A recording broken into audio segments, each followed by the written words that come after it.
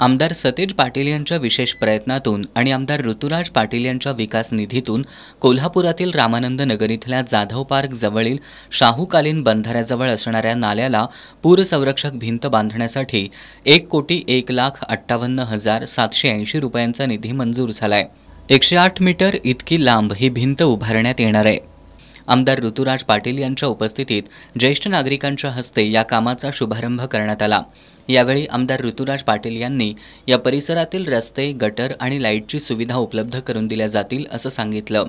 यावेळी माजी नगरसेवक मधुकर रामाणे, दुर्वास कदम, सुनील पाटील, संतोष जरग, प्रमोद भोपळे, पृथ्वीराज पाटील, वैभव देसाई, विनय लिंगडे, सुरेश पट्टणशेट्टी, उज्ज्वल सातार्डेकर, नंदकुमार पोवार, अनिरुद्ध कांबळे, मधुकर चौगले, सुभाष करले, विजय निगडे, अशोक पवार, योगेश गुरव, तानाजी महाजन, आदित्य कांबळे, भिकाजी महाजन, प्रभाकर गुजर यांच्यासह स्थानिक नागरिक उपस्थित होते।